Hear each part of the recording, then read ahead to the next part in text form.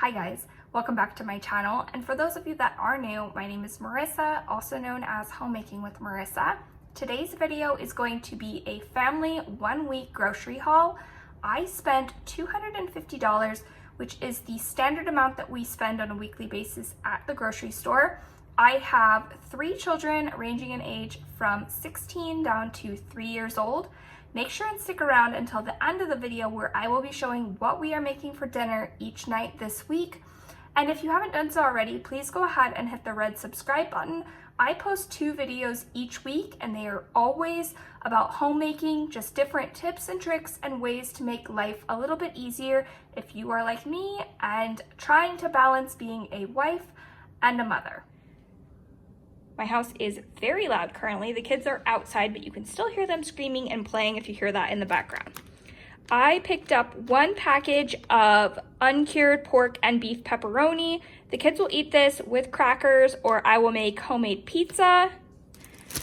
2 loaves of the Dave's Killer Bread. I do make bread from scratch fairly regularly, but I always like to keep bread in the freezer for times where I don't have the time or the desire to make bread from scratch.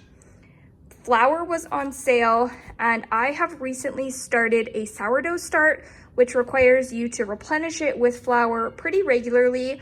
I like the King Arthur's all-purpose unbleached flour, and anytime it's on sale, I pick up quite a bit and just keep it inside of our prepper pantry.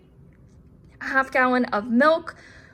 2 of my children drink milk currently, but they only have it in cereal. They don't ever sit down and just have a glass of milk, which is why we, for a family of 5, are able to get by with only a half gallon for a full week.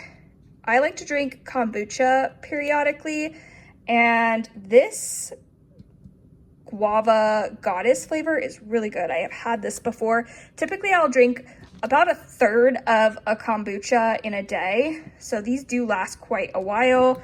And then I also have never tried the strawberry before, but I thought that that sounded good. 2 things of organic eggs, mustard, coconut oil and mayonnaise, a bag of coffee.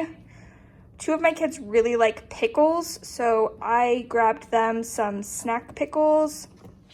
I make my own Play-Doh periodically, and cream of tartar is an ingredient that you need to make Play-Doh. I have the recipe that I use in a Halloween decorate with me video. I will link that in the description box above if you would like to see how I make Play-Doh for the kids. Green olives. Kerrygold butter was also on sale, and I try to stock up on it anytime it is at a discounted price. 4 things of sliced olives. Pouches of applesauce. My 2 younger children have applesauce pouches daily. My husband puts almond milk in his coffee. 4 packages of this oven roasted turkey. This freezes really well, so I purchased 2 for this week and then 2 to stick in the freezer. The little kids like the Lara bars in the chocolate brownie flavor. Got 2 boxes of that. My husband and I like these Kids Perfect bars.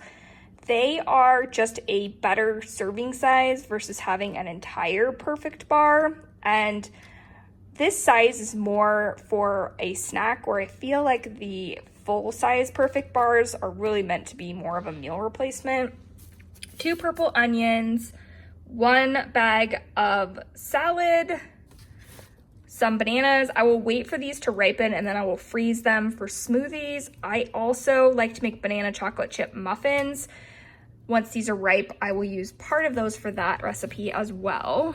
Some potatoes, 2 bags of apples. I've talked about this before, but Kroger does not charge you more for Honeycrisp apples. Apparently they only had 1 bag left, but most of the time Honeycrisp apples are far more expensive. So it is a great deal to get organic Honeycrisp apples inside of these bags from Kroger. A bag of onions, some sliced mushrooms, 2 things of strawberries, broccoli, a bag of avocados. I always keep these in my refrigerator and then just pull them out one at a time when I'm ready to use them. And it makes it so that they don't ripen as quickly and will last for quite a bit longer.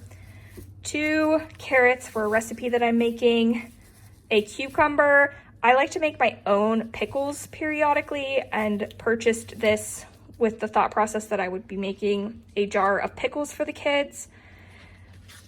All of my children like these Vermont pepperoni sticks and will typically have one most days. I didn't buy enough for them each to have one each day, so they're on Christmas break, so they're not eating their typical snacks. We're baking more, and I think that they'll be able to get by with this amount for the week. Nut thin crackers are something that my husband and my teenage son like to snack on. I purchased 3 of the cheddar flavored, 2 of the ranch, and 3 of the sriracha. My teenage son will eat an entire box of these. Yeah, there's 4 servings in the container, but he'll definitely just eat the whole box when he sits down and has these crackers. And then I didn't want to lug them all in the house, but I also purchased 3 or 4 things of bubbly. Here's what it all looks like. Now let me go ahead and pull out my meal plan for the week, and I will go ahead and show what we will be preparing each night for dinner. I have talked about my planner before. I have an entire video talking about how I plan for the week. I will link that in a card above if you're interested in the planner that I will be using for 2021 and how I utilize it. There is a section within the planner to indicate what your dinners are going to be for the upcoming week.